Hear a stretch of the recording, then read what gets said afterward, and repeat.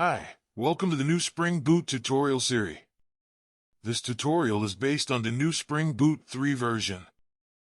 In part 6 of this tutorial, we will continue with Spring Data JPA, where in part 5, we created only one table.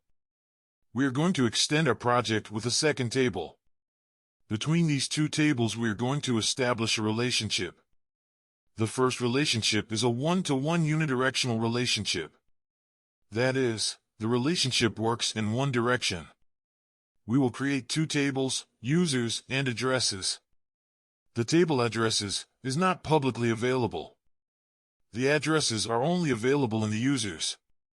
Let's look in Eclipse at the code we have prepared. As you will see, much of the code in this new project is almost identical to the code in our previous project.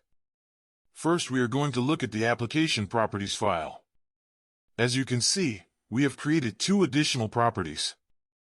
These properties serve to facilitate logging. All SQL queries are shown in a readable form. Next, we will look at the two entity classes. First, we look at the address class. Important is the constructor without the field ID. This constructor we will use to create a new address. As you learned from the previous video, the ID is automatically created by the database. You can also notice that in this entity class there is no reference to the users class. If we now look at the users entity class, we are that this class is slightly modified. Here we have the reference to our address class from before. We see the private field address of type address. Above this field you see the annotation one-to-one. With the parameter cascade of this annotation we indicate how the database should configure the address table. Cascade type, all. This property is needed to create an address from users. If we will delete a user, the addresses of this user will also be deleted. The user's repository interface is the same as in the previous project. The user's repository is in this case only extended from JPA repository because we do not need the list CRUD repository. The user's service class is completely identical as is the user's controller class. You may wonder why there is no address repository, user's service, and no address controller. This is the purpose of a unidirectional relationship. The address table is not made public separately. It is not the intention in this project to know which user lives at which address. We just want to know what a user's address is.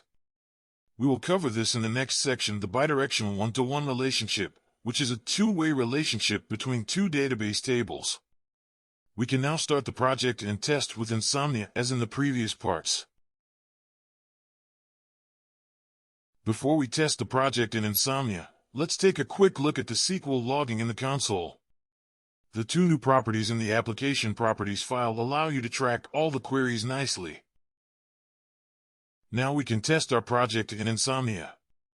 The getUsers HTTP request gives an empty response as expected. As told before, the H2 database is recreated every time. When starting the project, the database contains no data. Now we can create new users, as in previous tests, for users, now with an associated address. As you can see in the response, the 4 new users are saved in the database. We can also open the H2 database console and see if everything is saved correctly. In the users table you see the 4 users. In this table you see the address ID field. This is the reference to the ID field in the address table. In the address table you see the 4 addresses, no reference to the users table.